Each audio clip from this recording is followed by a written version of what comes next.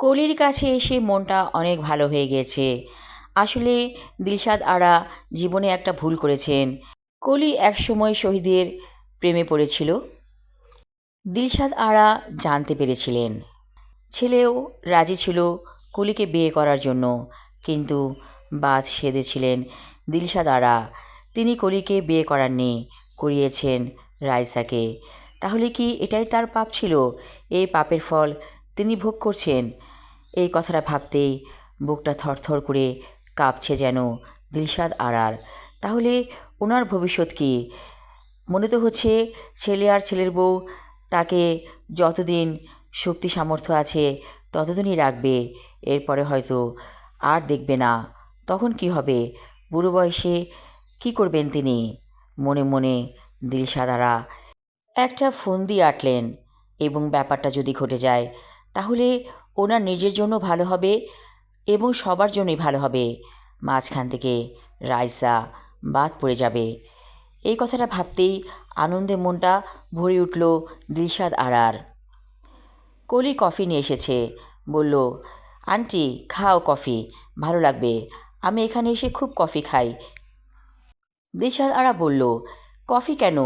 তুই চায়ের রাজ্যে থাকিস, চা খাবি বেশি বেশি করে। কলি হাসছে। চা খেয়েছি প্রচুর, এখন কফির দিকে ঝুঁকে পড়েছি। দিলশাদ আরা কলিকে কাছে বসালেন। বললেন, ওগো মেয়ে, আমি একটা কথা ভাবছি, তুই আমার ছেলের বউ হবি। কলি হেসে বলল, আন্টি, তুমি ভাবছো তোমার ভবিষ্যৎ অন্ধকার, আমি তোমাকে বুড়ো বয়সে দেখে রাখবো। আসলে এরকমটা ভাবা ঠিক না। যা হয়ে গেছে হয়ে গেছে। তোমার ছেলের সাথে আমার কপালে বিয়ের জোড়া নেই, নলি তো হতো।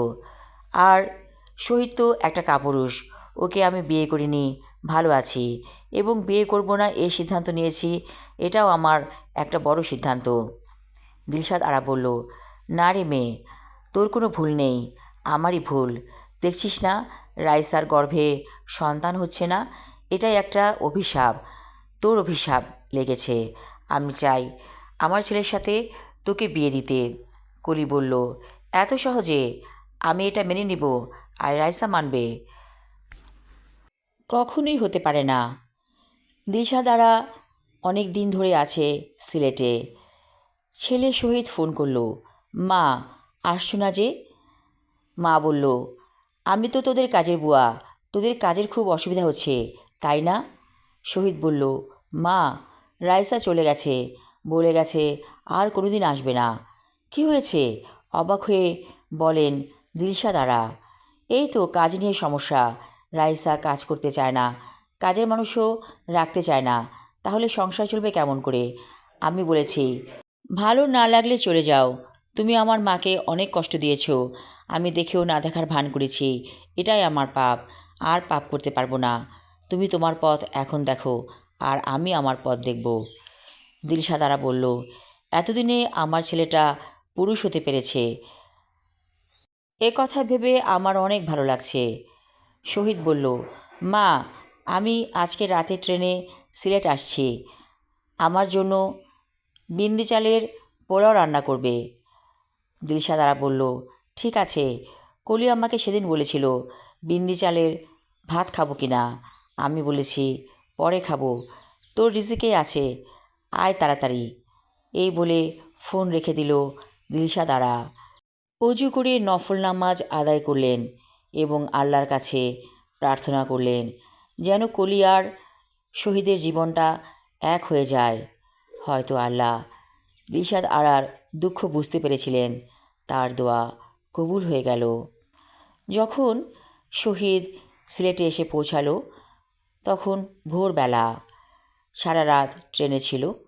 ভোর হতেই দরজায় কলিং বেল বাজাচ্ছিল শহীদ। দরজা খুলে দিয়েছিল কলি। শহীদকে দেখে অবাক হয়ে বলেছিল, আমি জানতাম তুমি আসবে, আমার মাইন্ড বলছিল তোমার সাথে আমার আজ দেখা হবে। শহীদ বলল, হুজুর নিয়ে আসবো নাকি?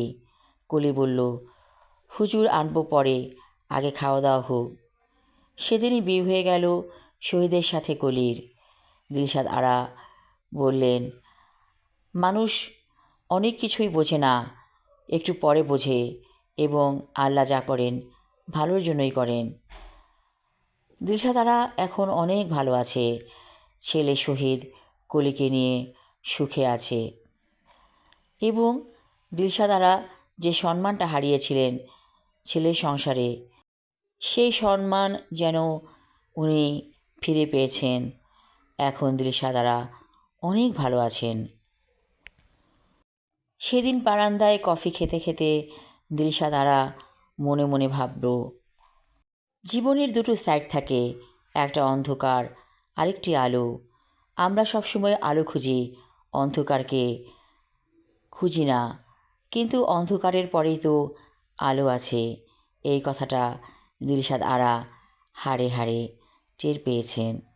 আমি আমার লেখা ছোট গল্প এখানে আলো আছে পর্ব 2 এবং শেষ পর্ব পড়লাম। আশা রাখছি ভালো লাগবে। ধন্যবাদ।